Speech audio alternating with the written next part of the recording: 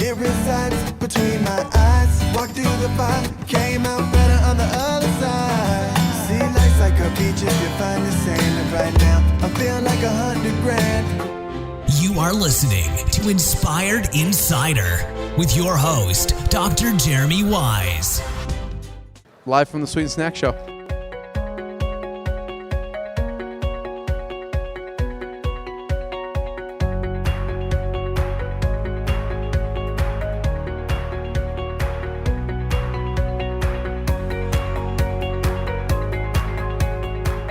Dr. Jeremy Weiss here. We're live at the Sweet and Snack Show, and I was lucky enough to get Justin, and Justin, talk about, for people who don't know, I mean, I've seen you everywhere.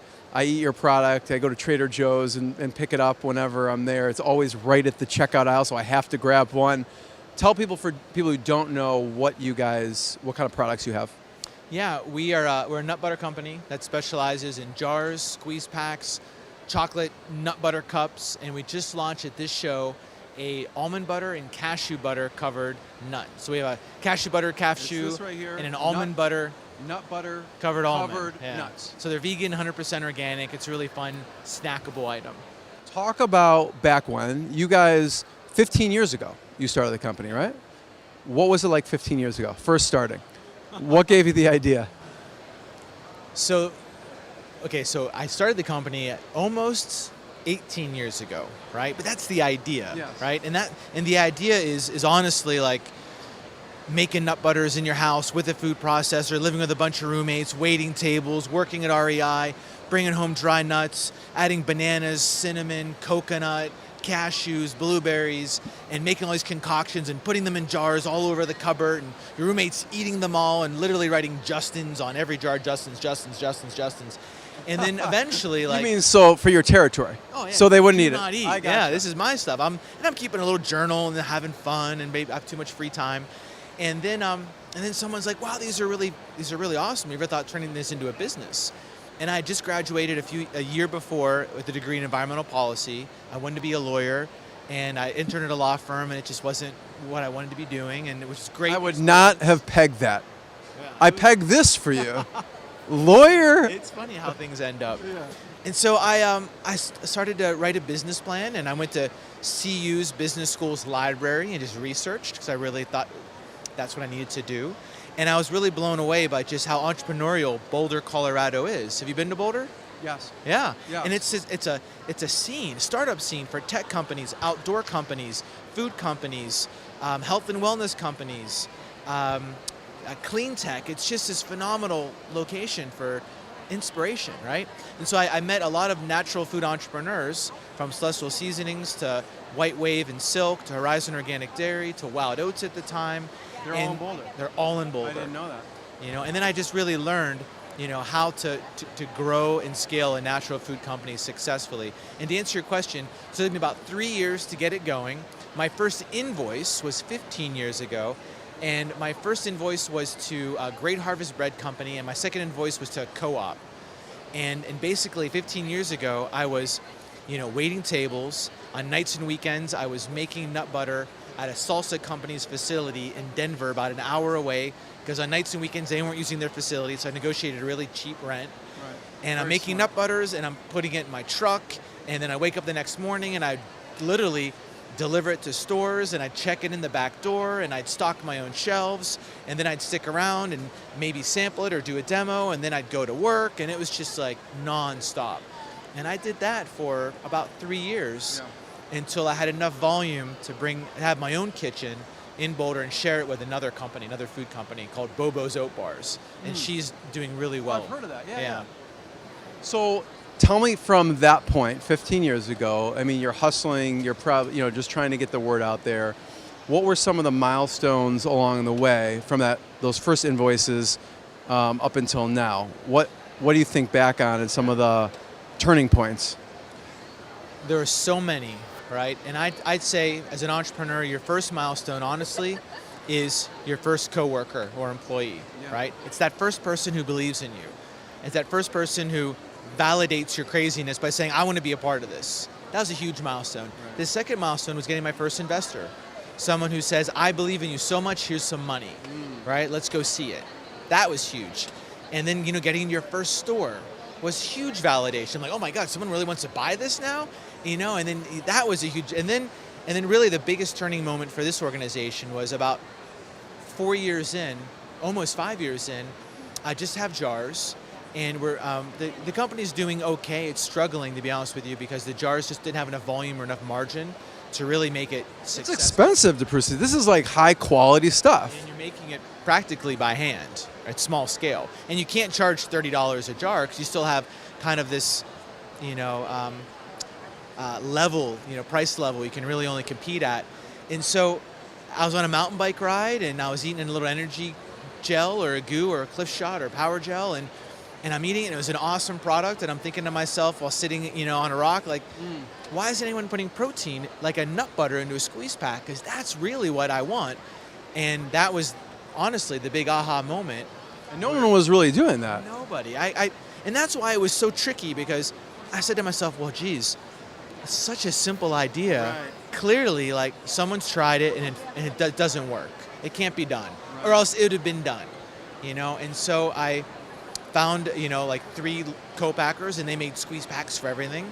Ketchup, mustard, mayonnaise, salad dressing, honey, lotion, hair gel, all of it, right?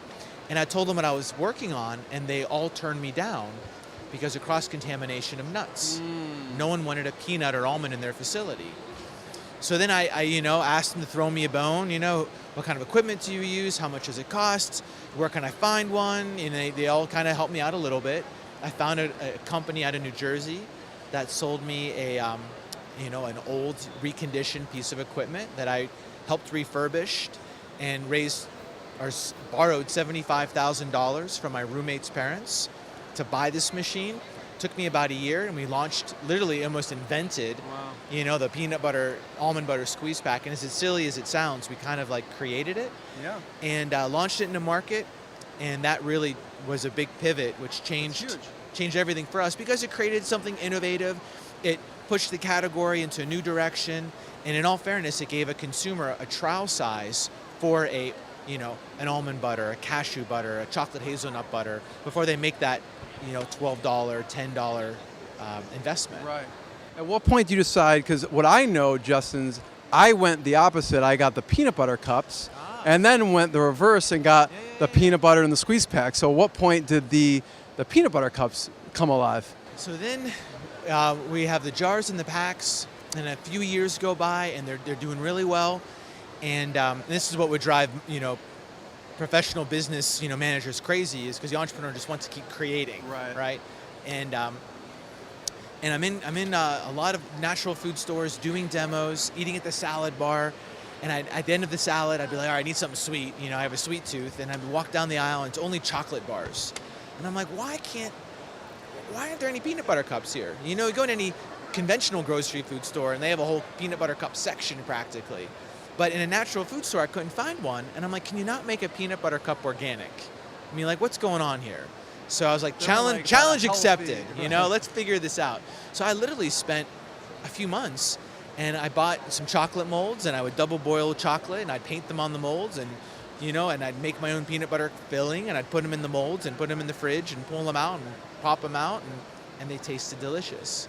And it took me almost a year to find the right manufacturer who would work with small production quantities with organic ingredients and get organic certification and be willing to take a risk with me.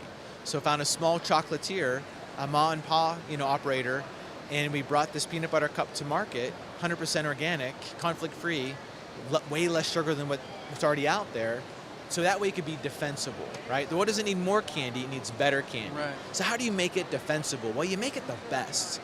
And we launched it, and I thought it'd be this great little natural, niche product, and it's done really well. Really well. It's blown my mind. Yeah. It's been a dream come true. So, Justin, 2 things. I always like to hear, starting a company, running a company is not easy, right? Anyone here, it's like there's a lot of things you need to go through. What's been a big challenge? And then on the flip side, what's been a really proud moment for you? What's been a challenge throughout the life of the company? Yeah, I'd say the biggest challenge for this company, I'd say is just always doing the right thing, and at the end of the day, we're all businesses. We're all here to make money, right?